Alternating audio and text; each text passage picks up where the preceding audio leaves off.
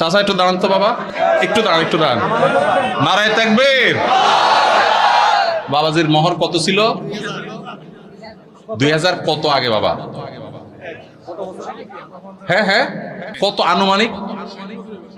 60 বছরের 2000 তো এখন 20 লাখ টাকার সমান মনে হয়। ওই টাকা কি সে আমলে শোধ করছেন না এখনকার আমলে এসে শোধ করছেন? হ্যাঁ, দিয়া ফেলাইছেন তখনই, তাহলে আস্তে আস্তে দিছেন। আলহামদুলিল্লাহ, এটা একটা দৃষ্টান্ত উজ্জ্বল, মাশাআল্লাহ। তো 2000 টাকার বিয়ে টিকছে তো? আছে তো চাচি? আছে তো? চাচি বেঁচে আছে? মারা গেছেন। আলহামদুলিল্লাহ, বিয়ে টিকছে, আল্লাহ চাচিকে দুনিয়া থেকে নিয়ে গেছেন, আল্লাহ তাকে জান্নাতুল ফেরদৌস নসিব করুন। যে সমস্ত মেয়ের বাবারা মোটা অঙ্কের মোহর ধার্য করেন এই ধান্দায়, এরা নিকৃষ্ট বাবা। এই নিকৃষ্ট বাবাদের কপালে কখনো দুঃখ ছাড়া সুখ আসবে না। অনেক বাবা আছেন মোহর ধরেন 10 লাখ 20 লাখ, কেন? যাতে না ছুটে। এই ভাই, টাকা বেশি ধরলে কি বিয়ে বেশি টিকবে? মুরব্বী যারা আছেন খবর নেন, অল্প স্বল্প মোহরের টাকা ছিল, কিন্তু বিয়ে মাশাআল্লাহ এখনো টিকে আছে। আর যুবক 10 লাখ 20 লাখ মোহরের টাকা ফুটুস ফুটুস করে ভাঙে।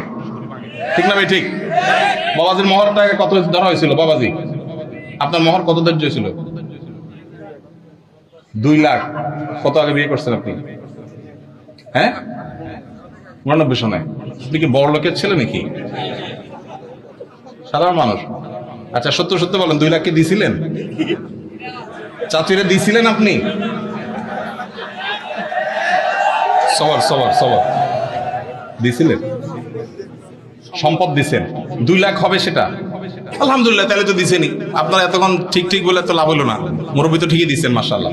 2 লাখের সম্পদ দিয়ে দিচ্ছেন চাচিরে, ওটা আবার ফেরত নেন নাই তো? নেওয়ার কোনো দান্দা টান্দা নাই তো?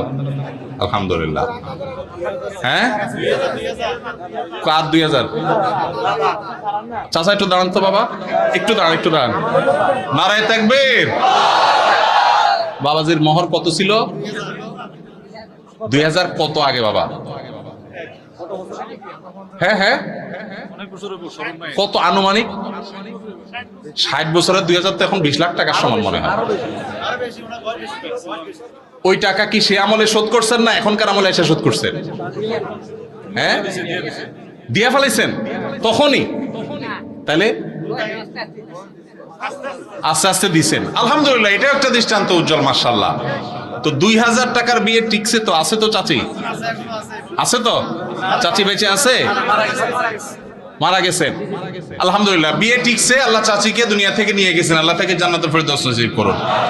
মেয়ের বাবারা যারা মনে করেন বড় অঙ্কের মোহর ধার্য করলে বিয়ে টিকবে, এটা একটা নষ্ট চিন্তা। শুরুতেই যদি বিয়ে ভাঙার চিন্তা করেন, এখানে বরকত কোত্থেকে আসবে?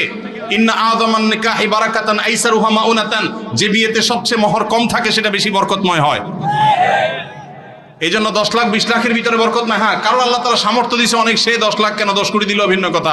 সামর্থ্য নাই, ছেলে বেতন পায় 10,000, মোহর ধরছেন 10 লাখ টাকা, এটা ফাইজলামতি ছাড়া আর কিছু হতে পারে না। তো এই বিয়ে বাণিজ্য, তালাকের বাণিজ্য করবেন না। আল্লাহ আমাদের সবাইকে বুঝার তৌফিক নসিব করুন।